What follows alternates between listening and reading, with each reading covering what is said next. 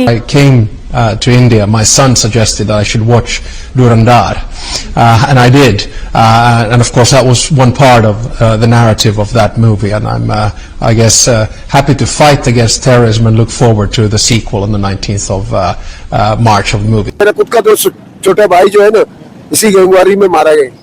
अच्छा। एक मेरा बेटा मारा गया। भारत जो है उसके बारे में हम हमेशा ये बात करते हैं कि प्रोपेगेंडा फिल्म्स बना रहा है आजकल बहुत ज्यादा। हाँ, तो नेहा आप कैसे, जब आपने ये ट्रेलर देखा भारत की ये फिल्म का, तो आप भी उछली होंगी। You know, they make these films without any hidden agenda. इसका कोई hidden agenda नहीं है। मतलब ये मुसलमानों के खिलाफ हैं, पाकिस्तान के खिलाफ हैं, and then you know we would use these songs and reels and we would make them even more popular.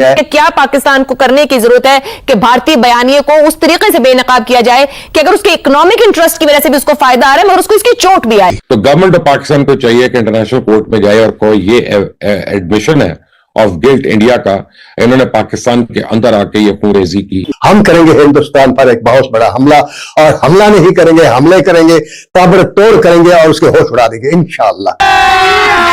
अभी मजा आएगा ना। हमें इस तरीके से चाहिए कि हम फिल्में बनाएं, लेकिन इसके लिए जरूरी क्या है? इसके लिए जरूरी है कि हुकूमत वक्त मैदान में। और बाकी कोई ऐसा कोई इंटरनेशनल बॉडी होती है जहां आप कंप्लेन कर सकें, शिकायत करें कि हमारे जो है हीरो को इन्होंने गलत तरीके से पोर्ट्रे किया है। आपने सबसे पहले घबराना नहीं है। बिल्कुल इसके लीगल भी चीजें हमें पूछनी चाहिए कि आप किसी भी मुल्क के आप हीरो को लेके उनका नाम यूज करके गलत डिस्टॉर्ट करके फैक्ट्स आपने मूवी बना दी और रिलीज, और ये सिर्फ इंडिया में तो नहीं रिलीज होगी ना, ये तो पूरी दुनिया में होगी। इनकी वहां रिलीजेस हमें रोकनी चाहिए। और नहीं तो क्या, एक नजर अपने माशरे पर जरा डालिए और सोचिए कल जो कुछ भी हुआ क्या वो पहली बार हुआ? बेनजीर भुट्टो और बिलावल इसमें कैसे शामिल थे? बेनजीर के सीन्स और शॉट्स को भी डाला है जनाब भारत ने अपनी फिल्म में। एक बात यह कि एक दूसरे को गोलियां मारते रहे, गलियों में फेंकते रहे, रिश्तेदार को नहीं छोड़ते थे, दोस्त को नहीं छोड़ते थे। ये फलाने का दोस्त है, मारो गोली, उसका लाश उठा के ले जाओ। ये कह सकती हूँ कि बहुत बुरा हुआ, बहुत अफसोसनाक हुआ। जितना अफसोस किया जाए उतना कम। I cannot digest it being about Yeah, film. I cannot digest it either, I do not like watching stuff जो कि इस तरह से। The truth, however, is कड़वा जितना भी हो, we are also a part of promoting this thing, क्योंकि हम भी देखते हैं और हम इसको शेयर भी करते हैं। People too। घर से निकलो, गोलियां लगेगा, एक पीठ में, एक सीने पे, एक कहाँ हालात ऐसे थे ले आ रही। ईंट का जवाब पत्थर से देने के लिए इस मुल्क में पाकिस्तान फिल्म इंडस्ट्री अपने सर पे सिरा बांधने के लिए तैयार है।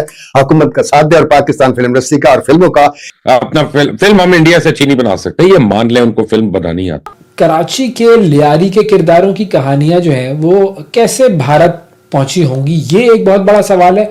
तो ये हीरो उसमें दिखा किसको रहे हैं कि जी जो गैंग वाले लोग हैं वो भी विलन हैं, पुलिस वाले भी विलन है, तो इसमें हीरो किसको दिखा रहे हैं? एजेंसी के लोगों को दिखा रहे हैं। उसमें भी किरदार ना अर्जुन रामपाल वगैरह और ये सारे हैं उसमें, तो वो अपनी एजेंसी भी है उनकी, इंडियन एजेंसी, उसे हीरो दिखा रहे होंगे वो ऑब्वियसली। लेकिन ऑब्वियसली लोग तो मानेंगे जिन्होंने मानना है, लेकिन इसमें जो कुछ कैरेक्टर्स हैं उनकी फैमिलीज ने भी एतराफ किया कि बड़े अच्छे रोल्स दिए हैं, तो हम भी तो अपनी तरफ से उसको ओके कर ही रहे हैं कि नहीं कर रहे हैं। तो प्रोपेगेंडा फिल्म है और इसमें हमारी जो है वो मतलब शक्ल बिगाड़ कर दिखाना उनका ये काम है। अब हम उनसे क्या करें, और they do a good job of it as well. कि वो शख्स गरीबों के लिए अच्छे थे।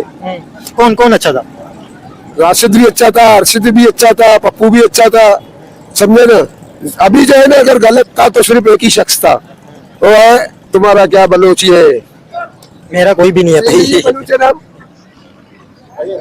इतना जिला चेन्नीत का नहीं अंकल, वैसे किसी का नाम नहीं लेते हम। हालात कैसे थे वैसे, हमारे हालात कैसे थे? हमारे हालात अब भी अच्छे थे, पहले भी अच्छा था अल्हम्दुलिल्लाह। अल्लाह पाक। हमारे हालात कैसे थे लियारी के उस वक्त जब गैंगवार थी? जब गैंगवारी दौर था ना, हकीकत है कि यहाँ पे आने जाने में जो है ना, लेडीज भी बेचारे परेशान होते थे, बच्चे भी परेशान होते थे, स्कूल का तकलीफ, पढ़ने का तकलीफ, जाने आने का तकलीफ, रास्ते को उसको रोकते थे बेचारों को। कोई ऐसा वाकया बताया ना कि जो उस वक्त हुआ हो कि अभी भी आपको खौफ आता हो कि यार ये तो बड़ा खतरनाक वाकया हुआ, ये पता नहीं क्या हो गया, इस तरह को खतरनाक वाकया बताया? एक वाकया तो हो गया इधर, एक ऐसा वाकया तो हो गया कि 3 से 4 बच्चे जो थे इतने इसके जितने, उनको बकायदा जिंदा आग में जलाया गया।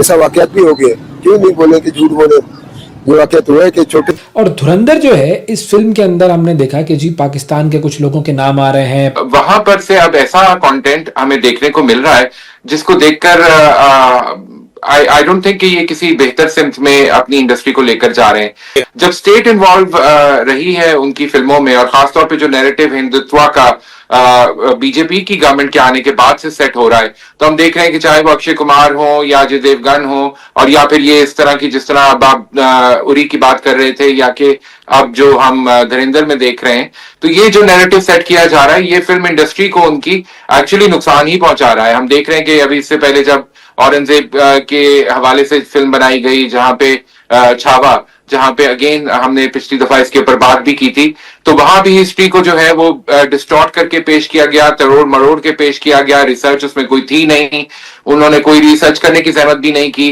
अफसोस की बात यह है कि इतने इतने बड़े बजट की फिल्में ये बनाकर जिस तरह हिस्ट्री के साथ मजाक कर रहे हैं, और यही वजह है कि फिल्में फ्लॉप पे फ्लॉप हुए चली जाती हैं और उनको उस तरह की पसंदीदाई हासिल नहीं होती। चाहे वो जितनी भी मार्केटिंग का जोर लगा लें, जितना भी उसको अपने ही चैनल्स के थ्रू जो है वो प्रमोट करें, लेकिन हम सब जानते हैं कि हिंदुस्तान इंडस्ट्री इस वक्त एक क्राइसिस का शिकार है।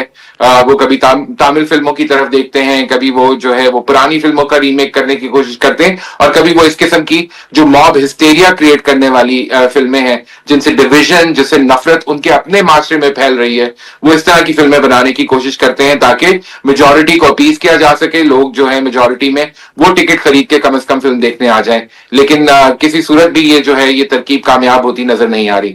हाँ, तो नेहा, आप कैसे, जब आपने ये ट्रेलर देखा भारत की ये फिल्म का, तो आप भी उछली होंगी और आपने कहा होगा ये क्या? आज से कुछ ये हुआ ये कि मेरा फोन तकरीबन 3 दिन से इस तरीके से फुल है कि हर बंदा कहता है आपने तो 2022 में फिल्म बना दी है और आपने हीरो को हीरो की तरह दिखाया है, और यहाँ पे उसकी एंट्री बिल्कुल एक विलन जैसी है, तो आपको कैसा फील हो रहा है? तो मैंने कहा ऑब्वियसली मुझे अच्छा नहीं लग रहा, क्योंकि मैंने तो एक हीरो को प्रोटेक्ट किया था कि वो रियल हमारा हीरो है, मगर अभी तक ट्रेलर में तो ऐसा लग रहा है कि वो चौधरी जो है वो विलन है। तो ये हीरो उसमें दिखा किसको रहे हैं कि जी जो गैंग वाले लोग हैं वो भी विलन हैं, पुलिस वाले भी विलन है, तो इसमें हीरो किसको अपनी एजेंसी के लोगों को दिखा रहे हैं। वो उसमें भी किरदार ने अर्जुन रामपाल वगैरह और ये सारे हैं उसमें, तो वो अपनी एजेंसी भी है उनकी, इंडियन एजेंसी, उसे हीरो दिखा रहे होंगे वो ऑब्वियसली। क्यों नहीं? ऑब्वियसली बिल्कुल हीरो दिखाएंगे। हम तो हमेशा नेगेटिव होते हैं, कोई भी फिल्म कंप्लीट नहीं होती ना हमारे बिना, तो अब हमारे हीरोज को लेके जो है वो फिल्म बनाएंगे और उस पे लाइमलाइट्स लेंगे। नेहा, क्या ऑब्सेशन है इंडिया को, क्या ऑब्सेशन है? तो बॉलीवुड तो ऐसा था कि दुनिया उनको देख के कॉपी करती थी, अब तो वो कॉपी कर रहे हैं दुनिया को, कभी कोरियन कंटेंट, कभी जी टर्किश कंटेंट, और फिर हमारा कंटेंट। तो ये उनको मसला क्या, ऐसी ऑब्सेशन, और उनकी ओरिजिनलिटी कहाँ खत्म हो गई है, किधर चली गई है कि एक फिल्म नहीं बन रही उनसे, एक गाना नहीं ओरिजिनल बन रहा? आई थिंक टॉलीवुड ना पूरी तरीके से जो है ना उन पे हावी हो गया है, तो अब वो वहां से भी कोई चीज नहीं उठा पा रहे हैं, तो ऑब्वियसली पाकिस्तान की तरफ आए।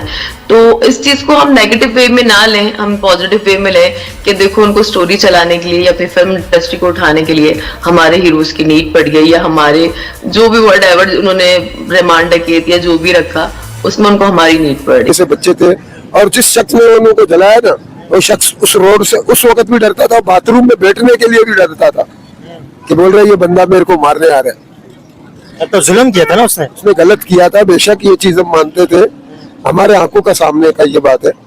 उनको बकायदा जिंदा जलाया गया था, छोटे छोटे बच्चे थे बेचारे। ऐसे भी करते थे गैंगवार? हाँ, नहीं, उस लोगों के साथ किया है मगर गलत किया, और बच्चों के साथ बहुत गलत किया है। बाकी यह है कि गैंगवार ऐसे अच्छे थे, हमारे कोई रिश्तेदार नहीं थे। मेरा खुद का दोस्त छोटा भाई जो है ना, इसी गैंगवारी में मारा गया। अच्छा। एक मेरा बेटा मारा गया।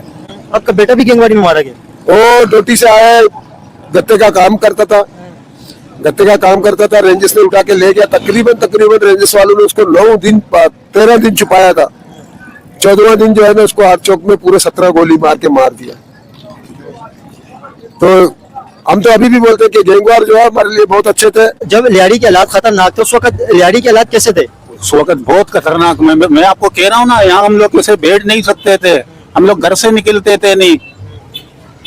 घर से निकलो गोलियां लगेगा, एक पीठ में, एक सीने पे, कहाँ हालात ऐसे थे लियारी के। तो दोस्तों आप देख रहे हैं कि पाकिस्तानी मीडिया के कलेजे पर धुरंधर ऐसे लड़ चुकी है जैसे काला नाग हो, और इसीलिए पाकिस्तानी ये चाहते हैं कि इस मूवी को किसी न किसी तरह से एक प्रोपेगेंडा मूवी करार देकर बैन करवाया जाए या फिर इस मूवी को बंद करवाया जाए। लेकिन इसमें पाकिस्तानी कामयाब बिल्कुल नहीं हो पाएंगे। और दूसरी बात यह है कि हमारे देश में फिल्में बनाने के लिए हमें पाकिस्तानियों की परमिशन की जरूरत नहीं है। पाकिस्तानी चाहे जितना भी चीखते रहे, कलेजे पीटते रहे, इनके इस तरह के विलाप से भारतीयों को कोई फर्क नहीं पड़ने वाला। उल्टा इनके इस रिएक्शन से हमें यह पता चलता है कि अब हमारा बॉलीवुड एक सही दिशा में जा रहा है। पहले तो हमारे बॉलीवुड में जिस तरह की फिल्में बनाई जाती थी उनमें आपको पता ही है कि पाकिस्तान की एक अच्छी छवि हमारे लोगों के सामने दिखाई जाती थी। अगर हमारे देश के एक्टर कुछ इस तरह की स्पाई फिल्में बनाते भी थे जिनमें पाकिस्तान का नाम आता था तो उनमें पाकिस्तान का अच्छा चेहरा ही दिखाया जाता था, जिससे कि हमारी पब्लिक को सच्चाई से दूर रखा जा सके। लेकिन आदित्य धर ने यह फिल्म बनाकर रियलिटी पूरी दुनिया के सामने रख दी है कि पाकिस्तान की फौज, पाकिस्तान की खुफिया एजेंसी किस तरह भारत को नुकसान पहुंचाकर अपने मंसूबों में कामयाब होना चाहती है और किस तरह